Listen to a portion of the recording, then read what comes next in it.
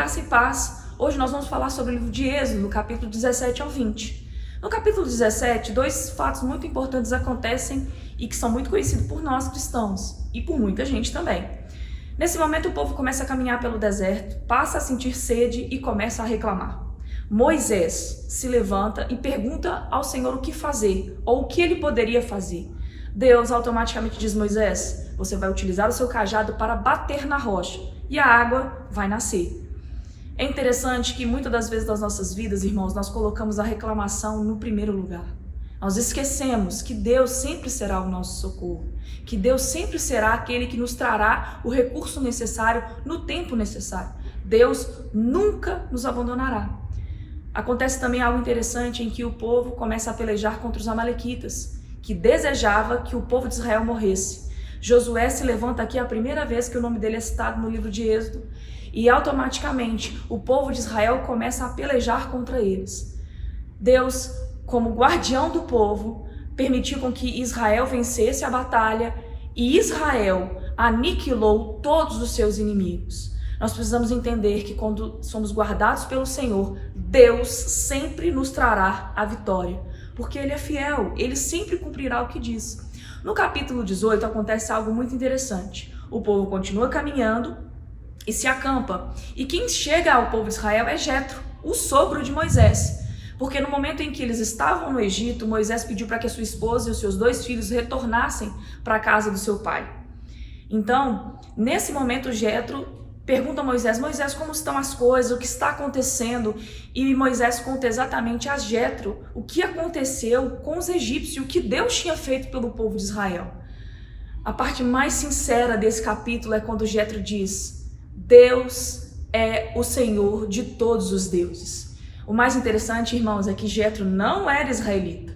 Ele era uma pessoa comum, mas através da vida do seu genro, ele reconheceu que o Deus de Israel era o Deus dos deuses. A gente pode tirar sobre essa lição, irmãos, que nós somos o maior testemunho de que a vida com Deus funciona, de que a vida com Deus é especial e de que ela sempre nos trará a salvação, o socorro, o recurso. Muitas das vezes nós estamos esperando a nossa vida mudar da água para o vinho ou que algo novo vai acontecer, mas Deus sempre estará na nossa história e nós seremos testemunho para os nossos familiares. Neste mesmo momento e neste mesmo capítulo, Jetro dá um conselho para Moisés, porque ele vê o quanto Moisés trabalha. Moisés ele tinha a função de cuidar, organizar e erguer o povo. Jetro percebe aquela situação e dá um conselho ao seu genro. Fala: Moisés, você precisa dividir o peso, você precisa dividir os seus trabalhos, porque você não vai aguentar. Moisés tinha um bom relacionamento com seu sogro e ele tira a conclusão de que é a melhor solução. E Moisés separa líderes, temente a Deus, homens verdadeiros e que não eram avarentos. Isso é muito importante. Quando nós escolhemos pessoas para estar conosco, características importantes, segundo a palavra, sempre será necessário. Porque são pessoas que vão fazer com que o seu trabalho cresça e multiplique. E Moisés estava tratando de, no mínimo, 2 milhões de pessoas. Então era muito trabalho. Então, quando você perceber que há na sua carreira, no seu trabalho, na sua vida secular, que você precisa compartilhar a carga, peça ao Senhor o recurso e as pessoas corretas para estar ao seu lado. Tudo vai ficar bem. Já no capítulo 19, Deus se apresenta ao povo como Deus deles e diz: olha, eu tenho desejo de cuidar de vocês, eu tenho desejo de fazer vocês minha propriedade, o meu povo santo, os meus sacerdotes. Irmãos, Deus sempre se apresentará como um pai para nós, como alguém que quer nos cuidar, como alguém que quer nos proteger. E depois dessa apresentação, o povo diz: sim, Senhor, nós te desejamos, nós faremos aquilo que você disser. E no capítulo 20, Deus diz o seguinte: a partir do momento em que vocês disseram sim, eu vou apresentar a forma com que vocês vão viver. E é um capítulo muito conhecido, é onde é apresentado os 10 mandamentos.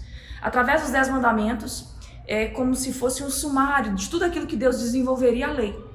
Mas o mais interessante sobre os 10 mandamentos, que era o desejo principal de Deus para organizar o povo. Através desses mandamentos, as coisas se tornariam mais leves, mais fáceis para eles. Por quê? Sem organização, sem um mandamento, as pessoas pereceriam, as pessoas morreriam.